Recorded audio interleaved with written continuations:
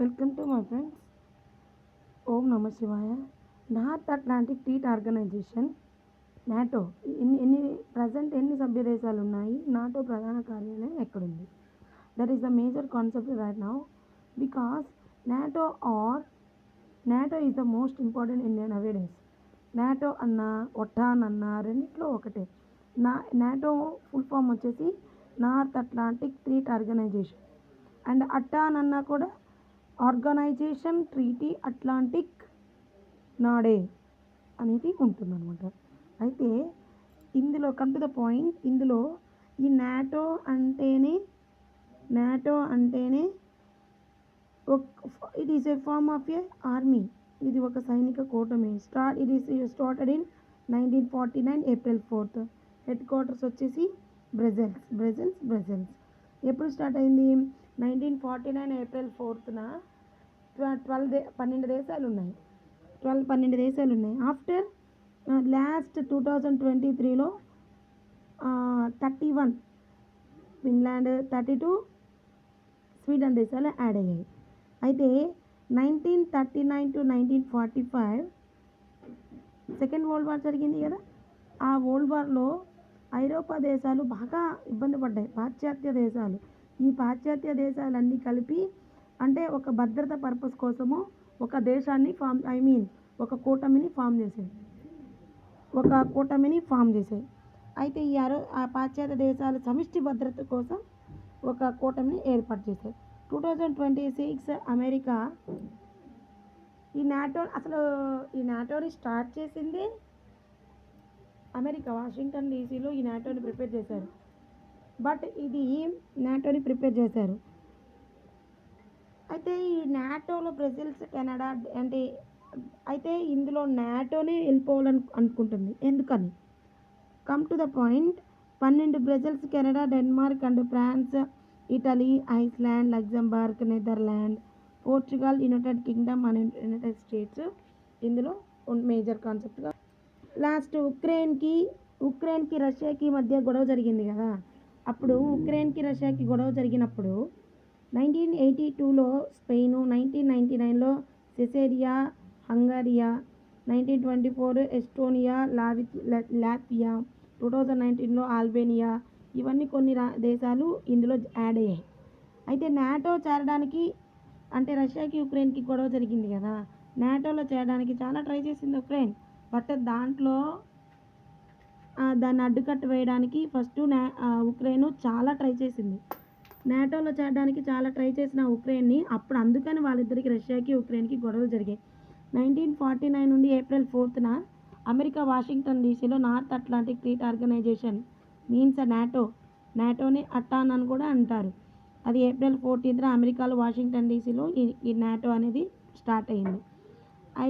That is the NATO is completed.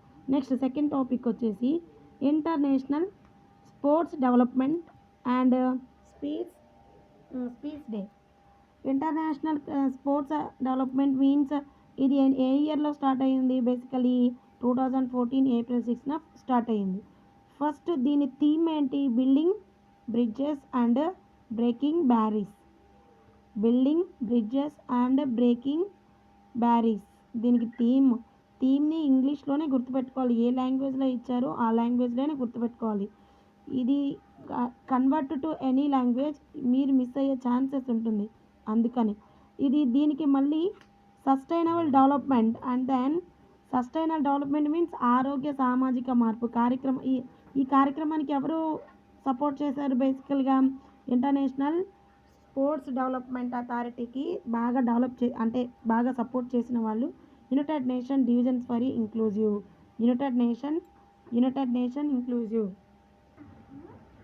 International క్రీడల అభివృద్ధి మరియు శాంతి దినోత్సవం ఐడిఎస్డిపి. ఇందులో మేజర్ కాన్సెప్ట్ ఏంటంటే 2014 April 6th ఫస్ట్ టైం దీన్ని 2014 April 6న ఇంటర్నేషనల్ క్రీడల అభివృద్ధి అనే కాన్సెప్ట్ని స్టార్ట్ చేశారు. ఇప్పుడు 2014 April 20th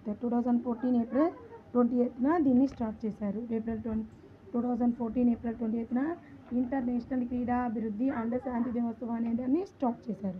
that is secondary. అయితే యుఎన్ఓ ఐక్యరాజ్య సమితి అంటాం కదా, ఈ ఐక్యరాజ్య సమితి ఎప్పుడు స్టార్ట్ చేశారు? 1945 అక్టోబర్ 24న దీన్ని స్టార్ట్ చేశారు. దీని ప్రధాన కార్యాలయం ప్రధాన కార్యాలయం ఎక్కడుంది? న్యూయార్క్లో ఉంది.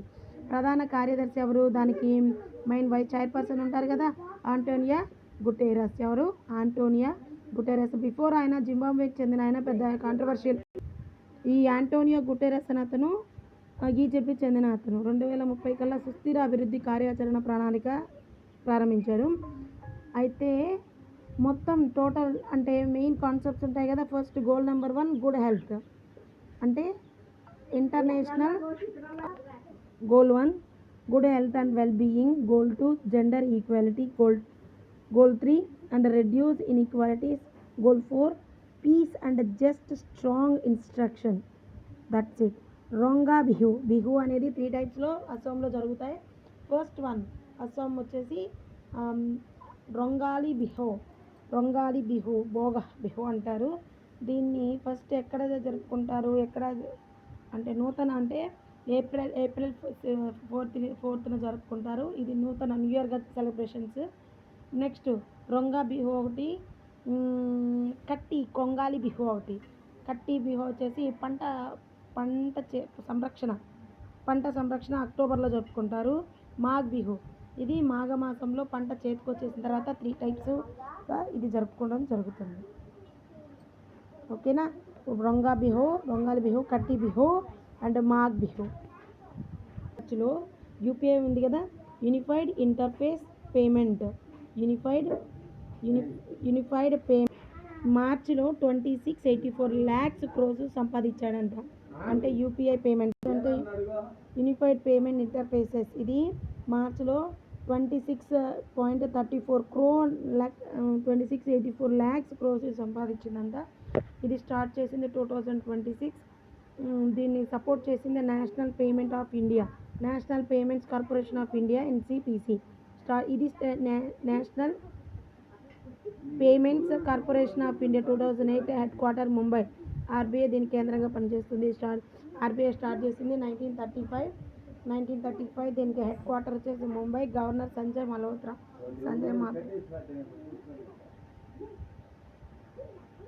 శబరిమల రిఫరెన్సెస్ 9 మంది న్యాయమూర్తుల రాజ్యాంగ ధర్మాసనం 7 మంది నుంచి ఏప్రిల్ 7 నుంచి స్టార్ట్ చేశారు.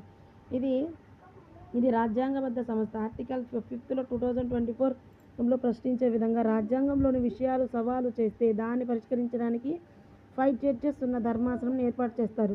రాజ్యాంగబద్ధం ధర్మాసనం అంటున్నాను.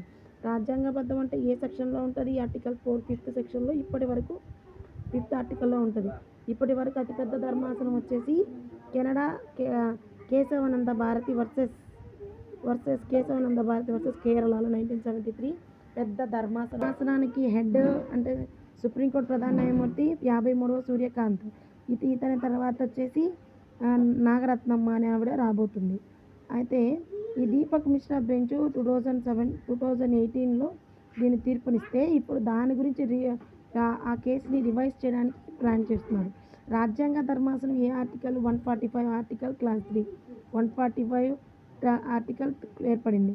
కనీసం 5 మంది జడ్జిలతో ఉండాలి. ఆర్టికల్ 14 సమానత్వ హక్కు. ఆర్టికల్ 15 వివక్ష నిషేధ హక్కు. ఆర్టికల్ 25 మత స్వేచ్ఛ హక్కు. ఆర్టికల్ 26 మత వ్యవహారాల నిర్వహణ హక్కు. ఆర్టికల్ 30 రాజ్యాంగ పరిరక్షణ హక్కు. కేరళంగా చేంజ్ చేశారు. గగన్యాన్ మిషన్లో మిషన్ మిత్ర లడఖ్లో చేయబడింది. ఎందుకంటే అది హైట్కి వెళ్తే ఎలాగా ఒక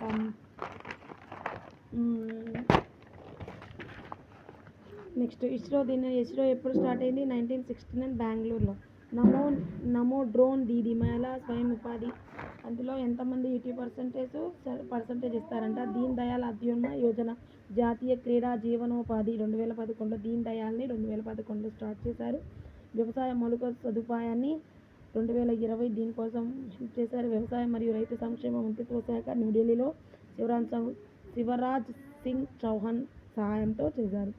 సుఖ్నా వన్యప్రాణి అభయారణ్యం శివాలిక్ కొండల్లో. దీన్ని సుఖ్నా వన్యప్రాణి దాన్ని మళ్ళించి ఈ సుఖ్నా అభయారణ్యాన్ని 1959లో స్టార్ట్ చేశారు.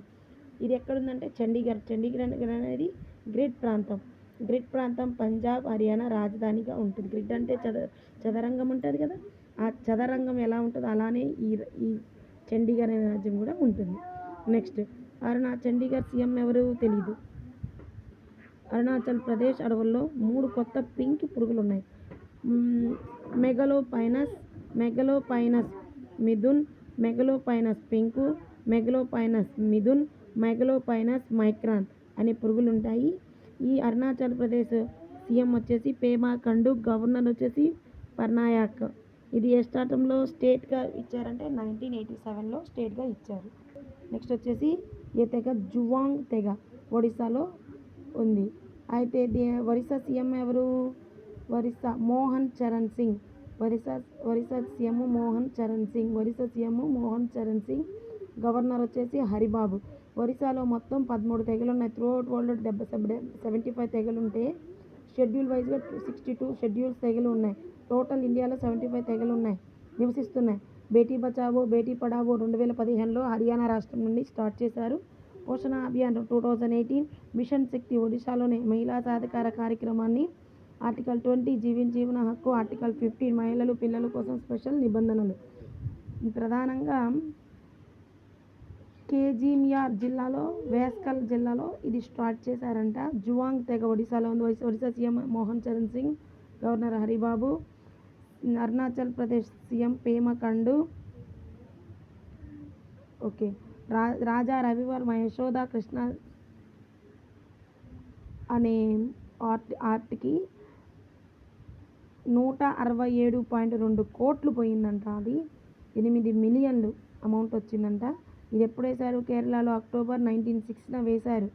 167.2 క్రోస్ 167.2 క్రోస్. ఇందులో అత్యధికంగా డబ్బులకి రాజా రవివర్మ వేసిన చిత్రం యశోధర అండ్ కృష్ణ పిక్చర్ పోయిందంట. దీన్ని ఎవరు నిర్వహిస్తున్నారు? ఆర్ట్ స్ప్రింక్లింగ్ లైవ్ 2026 ఏప్రిల్ 1 ముంబైలో నిర్వహించబడింది. సురినామ్ మాజీ అధ్యక్షుడు చంద్రికా ప్రసాద్ సంతోషి ఇండియా సంతతికి చెందిన అతను. సూరినామ్ మాజీ అధ్యక్షుడు అనేది ఒక దేశం పేరు. సూరినామ్ అనేది ఒక దేశం పేరు. చంద్రికా ప్రసాద్ సంతోషికి అనే అతను చనిపోయాడంట. దానికి ఇచ్చాడు. సలేశ్వరం జాతర తెలంగాణలో అమర్నాథ్లో గుట్టలు జలపాతాల మధ్య అడ్వెంచర్ ఆఫ్ జర్నీ. నాగర్ కర్నూల్లో ఇది ఉంది. మొట్టమొదటి ఖేలో ఇండియా ట్రైబల్ ఎంత జరిగింది?